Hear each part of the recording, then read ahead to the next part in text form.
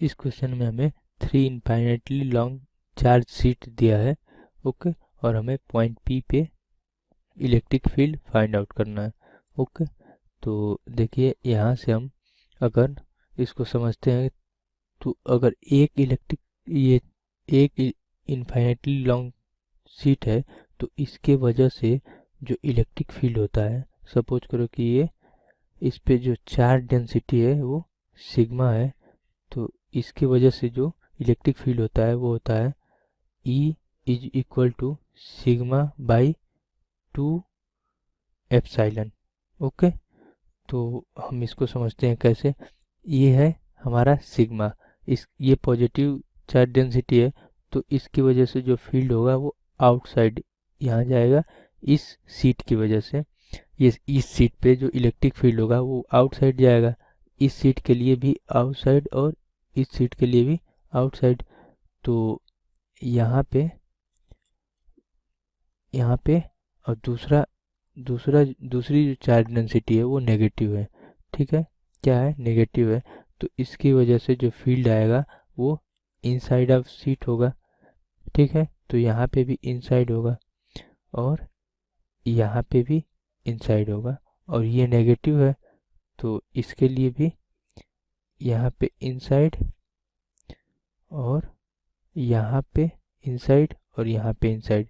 तो इस पॉइंट पे हमें निकालना है, तो देखिए इलेक्ट्रिक फील्ड का डायरेक्शन क्या है, पॉइंट पी पे जो इलेक्ट्रिक फील्ड है वो नेगेटिव जेड डायरेक्शन में है। तो एक एक इस सीट की वजह से जो फील्ड होगा उसको मैं E1 मानता हूँ, इसको मैं E2 मानता हूँ, और थर्ड वाले की वजह से E3 मानता हूँ। ठीक है, तीनों वेक्टर है, तो ये नेट इलेक्ट्रिक फील्ड निकल जाएगा। तो ये हो जाएगा net electric field is equal to E1 है, E1 क्या होगा, sigma by 2 epsilon naught, plus E2 क्या होगा, E2 होगा 2 sigma by 2 epsilon, plus third वाला क्या होगा, सिग्मा बाई 2 एप्सिलॉन। तो यहाँ से हम कॉमन ले सकते हैं, या देखिए 2 से 2 कैंसिल हो जाएगा, तो यहाँ से सिग्मा बाई एप्सिलॉन कॉमन ले लेते हैं, तो यहाँ क्या बचेगा, यहाँ बचेगा 1/2 प्लस 1 प्लस 1/2, ये हो जाएगा हमारा 2 sigma divided by epsilon. Okay, तो ये हो जाएगा 2 सिग्मा डिवाइडेड बाई एप्सिलॉन, और इसका जो इलेक्ट्रिक फील्ड का डायरेक्शन है वो जेड एक्सेस है, उसके नेगेटिव डायरेक्शन में है। ओके, तो ये क्या हो जाएगा, जेड एक्सेस के अलोंग में अगर रहता तो इसको हम के कैप लिखते, लेकिन जेड एक्सेस के नेगेटिव डायरेक्शन में, तो इसके क्या लिखेंगे, माइनस के कैप, तो इसको माइनस के कैप लिखेंगे। तो इसका जो करेक्ट ऑप्शन होगा वो क्या होगा, वो सी होगा, 2 sigma by epsilon with minus sign. Okay, Two identical capacitors have the same capacitance C. One of them is charged to potential V1 and other V2. The negative ends of the capacitors are connected together. The positive ends are also connected. The decrease in energy of the combined system is. So the question is asking us to calculate the decrease in the energy of the combined system if two identical capacitors were connected. The initial energy of the combined system, which can be denoted by U1, is equals to half CV1 squared plus half CV2 squared. This will imply that U1 is equals to, these are V1 and V2, C by 2 multiplied by V1 squared plus V2 squared. On joining the two condensers in parallel, the common potential, which can be denoted by V, will be equals to CV1 plus CV2 divided by C plus C, and this implies that V is equals to V1 plus V2 divided by 2. Therefore, the final energy of the combined system, which can be denoted by U2, is equals to 1 by 2 multiplied by C plus C into V1 plus V2 divided by 2 whole squared. Therefore, the decrease in energy, which can be denoted by delta U, will be equals to U1 minus U2, and this will be equals to 1 by 2 C V1 squared plus V2 squared minus 1 by 2 into 2C into V1 plus V2 divided by 2 whole squared.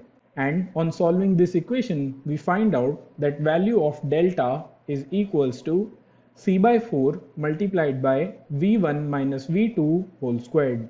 Therefore, this is the value of the decrease in the energy stored. So the answer is option C. Thank you. Hello everyone. The question is, consider the situation shown in the figure. The capacitor A has a charge Q on it, whereas V is uncharged. The charge appearing on the capacitor V along 7 times after the switch is closed. Right. So बच्चों, in this question यहाँ पे देखो हमें क्या given है कि consider the situation shown in the figure. तो इस तरीके का हमें एक फिगर दे रखा है, राइट. और यहाँ पे हमारा जो कैपेसिटर ए है उस पे चार्ज हमारा क्यू है ऑन इट, और whereas V is uncharged. जो वी कैपेसिटर है यहाँ पे बच्चों हमारा वो अनचार्ज है. अब यहाँ पे हो क्या रहा है कि the charge appearing on the capacitor V along 7 time after the switch is close, right. तो बच्चों, जब हम स्विच एस को क्लोज कर देंगे आफ्टर 7 टाइम बाद, तो यहाँ पे हमारा जो चार्ज अपेयरिंग होगा इस कैपेसिटर V पे, वो कितना चार्ज अपेयरिंग होगा, राइट. तो बच्चों, यहाँ पे हम देख रहे हैं कि जो कैपेसिटर है हमारा, यहाँ पे हमारा जो कैपेसिटर है A, कैपेसिटर A जो है बच्चों यहाँ पे हमारा ये, तो इस कैपेसिटर A पे जो चार्ज है हमारा, पॉजिटिव चार्ज और नेगेटिव चार्ज इक्वल चार्ज है यहाँ पे हमारा, राइट. जितना पॉजिटिव चार्ज है उतना ही यहाँ पे बच्चों हमारा नेगेटिव चार्ज है, राइट. पॉजिटिव चार्ज और नेगेटिव चार्ज आपस में इक्वल है, राइट. तो बच्चों यहाँ पे देखो क्या होगा, पॉजिटिव नेगेटिव आपस में क्या करेंगे, अट्रैक्ट करेंगे. तो यहाँ पे हमारा स्ट्रॉन्ग क्या होगा, इलेक्ट्रोस्टैटिक फोर्स होगा इनके बीच में. ओके, क्या होगा, स्ट्रॉन्ग इलेक्ट्रोस्टैटिक फोर्स होगा यहाँ पे, राइट. और तो यहाँ पे होगा क्या कि जो हमारा कैपेसिटर V है, अब यहाँ पे पॉजिटिव और नेगेटिव चार्ज आपस में इक्वल है, तो यहाँ से हमारा कोई भी चार्ज फ्लो नहीं होगा कैपेसिटर V में जब हम इसको 7 टाइम कनेक्ट कर देंगे. ओके, और यहाँ पे जो ये स्ट्रॉन्ग इलेक्ट्रोस्टैटिक फोर्स से अट्रैक्ट होंगे एक दूसरे को, स्ट्रॉन्ग इलेक्ट्रोस्टैटिक फोर्स से ये आपस में क्या होंगे, अट्रैक्ट होंगे. यहाँ पे इलेक्ट्रोस्टैटिक अट्रैक्टिव फोर्स होगा यहाँ पे, राइट. अब यहाँ पे क्या होगा बच्चों, इनिशियली तो ये अनचार्ज था, यानी कि पोटेंशियल क्या था इसके अक्रॉस, डेल्टा V 0 था, राइट. अब पोटेंशियल यहाँ पे 0 था, चार्ज यहाँ से हमारे फ्लो नहीं होंगे क्योंकि पॉजिटिव चार्ज और नेगेटिव चार्ज आपस में इक्वल हैं, तो यहाँ से वो फ्लो नहीं होना चाहेंगे यहाँ पे. After connecting with this, after switch is close, तो यहाँ पे हमारा जो V कैपेसिटर है बच्चों, इस पे जो चार्ज अपियर होगा हमारा वो अपना 0 ही अपियर होगा, राइट. तो बच्चों यहाँ से हमारा जो फर्स्ट ऑप्शन है will be the correct option for this question. I hope you like this video and thank you so much for watching. The question is, a parallel plate capacitor of area A, plate separation D and a capacitance C is filled with 3 different dielectric material having dielectric constant K1, K2 and K3 shown in figure.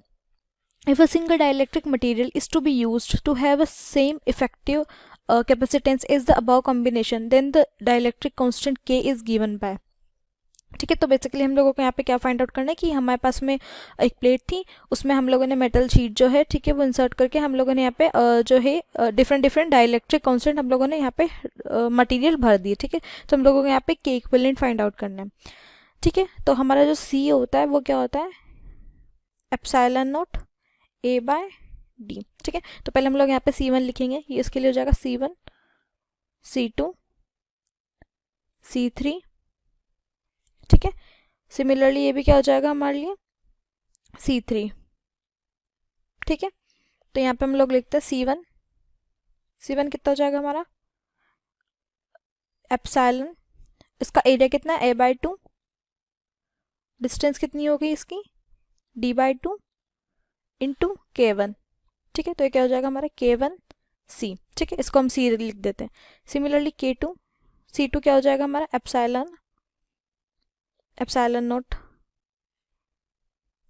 इस सब epsilon note है. उसके बाद में area कितना है हमारा A/2, distance कितनी है हमारी D/2 इंटू K2. तो क्या हो जाएगा हमारा K2 सी, फिर होता है C3, ठीक है। C3 क्या हो जाएगा हमारा, वही एप्सिलॉन नॉट, एरिया है A/2, डिस्टेंस क्या है प्लेट के बीच की डिस्टेंस D/2 इंटू में K3 डेट इज K3C, ठीक है।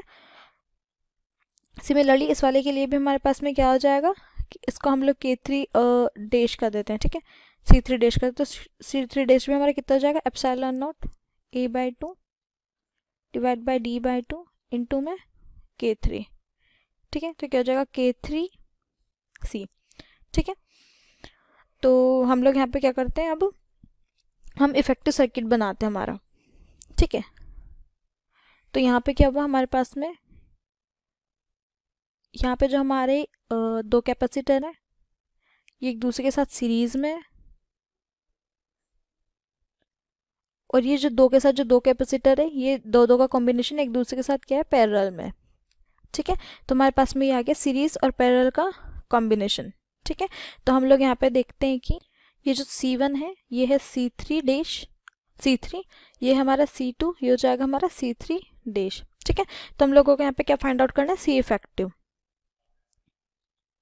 ठीक है। तो ये क्या है हमारे सीरीज में तो क्या हो जाएंगे ये इनका जो इफेक्टिव है C1 C3 divide by C1 plus C3, ठीक है।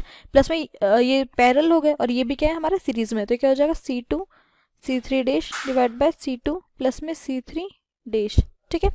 तो यहाँ पे हम लोग क्या करते हैं, इसकी वैल्यू पुट कर देते हैं। तो C इक्विवेलेंट C1 क्या हो जाएगा हमारा K1C into K3C divide by K1 plus K3C, ठीक है। प्लस में ये क्या हो जाएगा K2C multiply by K3C divide by K2 plus में K3C, ठीक है। ये C इक्विवेलेंट कितना हो गया हमारा, K1 K3 K1 plus K3 plus K2 K3 K2 plus K3 ये क्या C, ठीक है। तो यहाँ पे हम लोग क्या लिखेंगे K इफेक्टिव, तो K इफेक्टिव क्या हो गया हमारा, C होता है बेसिकली हमारा, C इफेक्टिव हो जाएगा K इफेक्टिव इंटू में C, ठीक है। तो K इफेक्टिव कितना हो गया हमारा K1 K3 divide by K1 plus K3 plus K2 K3 divide by K2 plus K3, ठीक है। तो ये हो जाएगा हमारा आंसर। Thank you.